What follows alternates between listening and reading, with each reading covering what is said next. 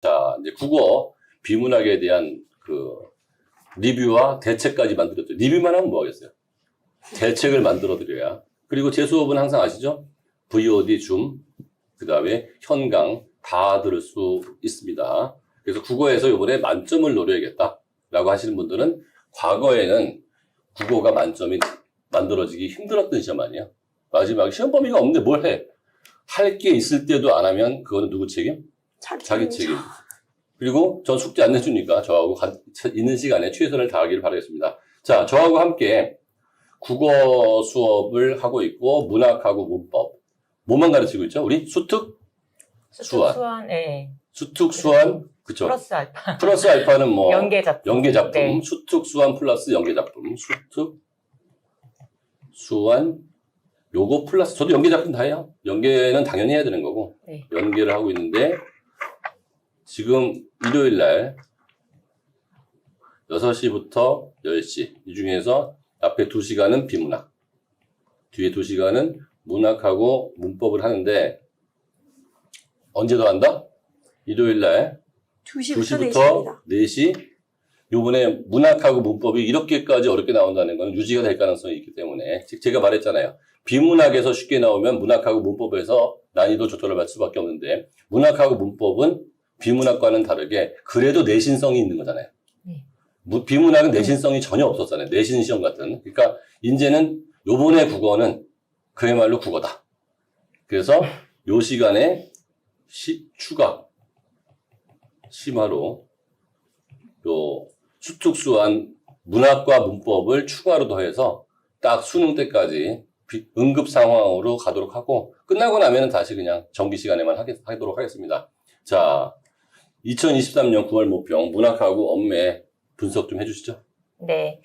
우선 문학부터 좀 총평을 먼저 드리도록 하겠습니다. 이제 학생들의 체감 난이도는 우선 단도직입적으로 말씀드리면 굉장히 높았다라고 말씀드릴 수 있고요.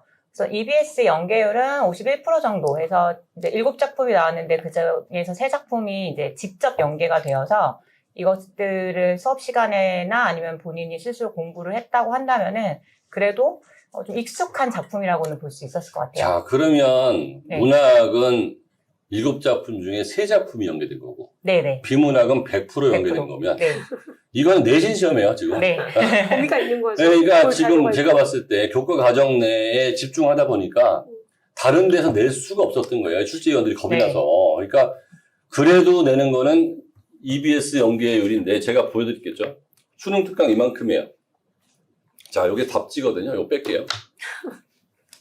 여기인데 앞에 이상한 해설 되게 많아요. 그럼 요만큼 빼야 돼요. 자, 수능 시험 범위가 이렇게 줄어든 거예요. 요걸로 줄어들었습니다. 요걸로.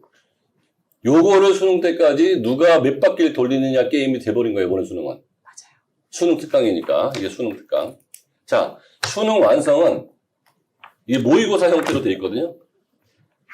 여기서도 답지가 뒤에 절반이에요. 답지 빼고 요거로 가면 자, 요만큼이에요. 자, 우리가 내신 공부할 때도 요거보다 나아요. 자, 요 2권을 얼마나 심도 있게 수능 때까지 누가 더 회독을 많이 하느냐로 요번에 국어 시험은 바뀌었어요. 자, 2권. 자, 그러니까 지금까지 뭘 잘하기 위해서 어느 학원 교재, 사설 교재, 모순 교재 딱 요 2권과 요 2권의 연계를 누가 더 심화를 하고 익숙하게 만드느냐의 게임이 됐기 때문에 지금까지 내 국어 실력이 3등급이었든 4등급이었든 2등급이었든 1등급이었든 상관이 없다는 거죠. 요 2과목을 70일 동안 공부를 했을 때 점수가 올라갈 수 있는 과목으로 지금까지 단 한 번도 이런 적이 없었거든요. 근데 구모에서 딱 보여줬는데 수능에서 여기서 또 다르게 나버리면 예측이 또 안 되기 때문에 이 안에서 뭔가 나올 거라고 생각하면 그때부터는 어느 지문이 어떻게 나올지 진짜 예측이 될 수 있는 그런 수능이 된 것 같습니다. 좀 계속 해주시죠. 제가 어제 보고 왔잖아요. 네. 근데 내신 시험으로 나와가지고 제가 공부를 하나도 안 하고 갔으니 등급이 안 나오는 그렇죠. 게 내신 시험을 보러 갔는데 특수화를 안 받잖아요. 네, 그래서 공부하면 올라가겠네요. 등급 안 나오는 게 당연하다는 생각이 들고요. 근데 이제 앞으로 수특수한 내신 시험 공부 열심히 해가지고 어쨌든 수험생 여러분들도 비문학은 민성호 소장님, 그다음에 문학 원매는 이미연 선생님과 함께 하시면 분명히 등급이 급하게 향상될 수도 있을 것 맞아요. 같습니다. 보통 때는 국어 등급을 급하게 향상시킬 수 있는 방법이 없었어요. 왜냐하면 안 배운 데서만 다 나왔으니까 연계도 제대로 안 됐고 이번에 연계가 제대로 됐네요. 문학도. 저는 문학은 사실 안 풀어봤습니다. 국어 아직 방향성 못 잡고 있는 친구들은요, 네. 저희 수업 현장 오셔도 되고요, 대치동을 오셔도 되고, 지역에서 줌으로 들으셔도 되고요, 그리고 정 시간이 안 나시면 VOD 저희 녹화해서 다 올리거든요. 네. 그렇게 해서 꼭 우리 70일 동안 준비를 잘했으면 좋겠습니다. 자, 연계열도 넓고 지문의 길이도 짧다. 그러나가 붙어있네요. 그러나 이걸 네. 어떻게 준비해야 되느냐를 좀 얘기해 주시면 좋을 것 같아요. 그러니까 EBS 문학 연계율은 언제나 50% 이상이었기 때문에 아이들이 7작품 중에 3작품 나온다는 건 다 알고 있었는데요. 문제는 이걸 알아도, 작품을 알아도 틀려요. 네, 그러니까 작품을 알고 들어가도 왜 틀리냐를 제가 좀 분석을 해봤고, 아이들이 왜 어려워했고, 그 다음에 킬러 문제가 없어졌다고 했는데, 그러면 이제 준킬러가 늘어났다라는 이제 말씀이신데, 이런 식으로 준킬러를 만드는 거구나라고 제가 이제 분석을 했거든요. 그래서 우선 1번은 선지가 아주 길어졌어요. 그래서 굉장히 이제 정교하게 분석을 해야 됩니다. 그리고 시간이 오래 걸리죠. 그러다 보니까 이제 막 헷갈리는 개념들이 나오기 시작하면서 아이들이 좀 멘붕에 빠졌었고, 그 다음에 2번은, 선지 하나하나를 진짜 신경 써서 만드셨다라는 느낌을 받았습니다. 그래서 마치 내신 시험에서도 그 오지선다 중에서 특히 이제 2문제가 항상 헷갈리는 거는 하나를 굉장히 매력적인 오답으로 만들고, 그러니까 이거에 엄청난 이제 에너지를 쏟거든요. 사실 문제를 만들 때. 근데 그 매력적인 오답에 엄청나게 이제 심혈을 기울이셨다라는 느낌이 들어서 저도 둘 중에 하나가 계속 헷갈렸어요. 그래서 이런 식으로 준킬러를 내시는 거구나 해서 정교하게 오답을 굉장히 잘 만들었다라고 판단했습니다. 그건 비문학도 마찬가지였어요. 네네, 비문학도 맞아요. 초론은 되게 없었고 한데 네, 그 선지에서 문제를 꿨더라고요. 네네, 맞아요. 그걸 해결하는 방법은 어떻게 해결해야 되냐면요. 제가 이제 3개 해설 그 강의를 올렸잖아요. 제 해설 강의를 올리다 보면 일반 국어 선생님들이 밑줄 치고 표시하고 이것만 하지 않고요. 오른쪽 여백에다가 본문에 있는 내용을 다시 요약 정리를 다 해놨어요. 수식을. 이걸 해놓지 않고 문장 속에서만 찾으려고 그러면 선지와 문장의 일치에서 실수가 나올 수가 있고, 그럼요. 본문에 있는 내용을 오른쪽 날개 쪽에다가 간단하게 정리하는 연습을 해놨거든요. 제가 이제 수업 시간에 계속 연습시키는 방법인데, 그런 식으로 70일 동안 연습을 하다 보면 그 선지 1, 2, 3, 4, 5번을 읽고 오른쪽에 있는 날개하고 비교를 함으로 인해서 거기에서 오류를 딱딱 찾으면 딱딱 답을 지어가면 돼요. 근데 이렇게 안 하고 언어적으로 해결하려고 그러면 그 오류가 4번하고 5번이 비슷비슷해서 이게 4번으로 심증이 가면 5번이 안 보이거든요. 그럼요. 그러니까 5번에 심증이 가면 4번이 안 보여서 오류를 찾을 때 그야말로 비문학은 비문학답게 오른쪽에다가 날개에다가 단서를 정해놓고 수학 지우듯이 지워나가면 실수가 없을 거라고 보입니다. 네, 제가 선지 내용이 나와서 좀 말씀드리고 싶은 내용이 있는데, 제가 사실 전 과목을 다 풀어보고 온 사람이잖아요. 그래서 이제 국어, 뭐 수학, 영어, 과학 다 풀어보고 왔는데, 그러니까 이게 지금 킬러 문항이 배제된다고 했기 때문에 이거를 킬러 문항을 배제하면서 변별력을 어떻게 만들까라고 생각을 해보니까 결국 전 과목 전체적으로 저는 어떻게 느꼈냐면, 국어도 그렇고 뭐 수학은 어차피 내가 답을 찾는 거니까 그렇긴 한데, 영어도 그렇고 과학도 그렇고 이게 뭐 어떤 자료 해석이라든지 아니면 뭐 지문 해석이라든지 이게 되게끔 해놓고 되게끔은 해놨는데 답을 고르러 들어갈 때 정말 지금처럼 정교하게 오답을 만들어서 헷갈리게 해놨더라고요. 네. 그러니까 킬러 문항이면 아예 해석이 안 돼서 이거 손을 놓게 되는 건데, 그렇죠. 예, 그렇죠. 이게 헷갈리게 해서 킬러 문항이라는 생각은 안 들게끔 그렇게 네. 해놓은 것 같아요. 맞아요. 진입장벽은 낮췄는데 네. 막상 들어갔더니 심리전으로 또 네. 이렇게 간 게 있더라고요. 그래서 그때 교육부 장관께서 말씀하신 게 요번에 성취가 된 것 같아요. 네, 맞아요. 어떤 거냐 네. 하면 교육부 장관께서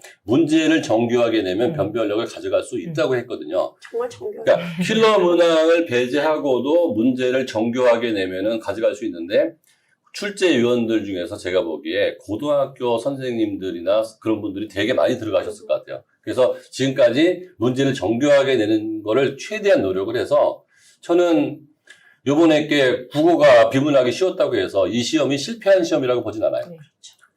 제가 보기에는 꽤 성공한 시험이다.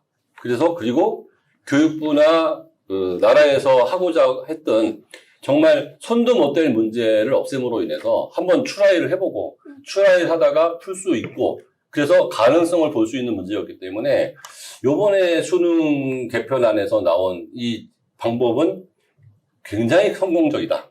라고 해서 정말 굉장히 많은 학생들이 나도 국어를 해볼 수 있다. 나는 국어 포기자가 아니다. 나도 수학은 해볼 수 있다. 이렇게 도전했기 때문에 6월 달에 발표난 그 취지에 잘 맞고 나름대로 참 노력하니까 네. 그냥 놔두지 않고 노력하니까 수능도 이렇게 성공할 수 있구나. 사실 그 수특수화를 다 외운다고 해서 만점이 나오겠습니까만 도대체 뭘 해야 될지 모르겠는 애들한테 이거라도 최대한 해서 몇 점이라도 올릴 수 있는 상황이 됐다 그러면 무조건 그게 해야죠. 나쁜 거 아니잖아요. 네. 그게 맞는 거여서 저는 이번 9월 모의평가는 그 점수를 준다고 그러면 100점 못 주겠지만 한 90점 정도, 80점대 후반 정도여서 꽤 괜찮은 그 시도였고 이런 시도가 계속 이루어진다 그러면 정말 손도 못 대는 문제, 그 다음에 학원을 다녀야만 풀 수 있는 문제. 요번에 국어는 학원을 다녀야 풀 수 있는 문제는 없었잖아요. 네. 학원을 다닌다고 해서 크게 유리하지 않지만 다만 이제 훈련을 어떻게 해야 되느냐. 그 부분에서 약간의 유리한 점은 있을 수 있을 것 같아요. 자, 계속해 주시죠. 네. 그래서 2번까지 우선 말씀드렸고, 이 매력적인 오답이 그동안은 사실 문학에서는 없었거든요. 그래서 눈에 이렇게 딱딱 손들고 있다라고 이제 아이들이 판단할 수 있는 답들이 있었는데, 유무의 이 매력적인 오답 유무가 난이도에 큰 영향을 준 것 같습니다. 그리고 세 번째는 이제 보기를 안 보고 이제 아는 작품, 특히 이제 현대식 어른 같은 경우에는 아이들이 아는 작품이니까 보기를 안 보고 바로 풀었으면 틀렸을 문제가 좀 있었어요. 그래서 보기가 중요했지라는 것을 다시금 좀 각성할 수 있었던 그런 문제가 있었고, 그리고 4번에 있는 것처럼 고전 수필 중에서 이게 주제 파악이 진짜 안 되는 고전 수필이 나왔어요. 이거는 지금까지 출제가 된 적이 거의 없었던 수필이거든요.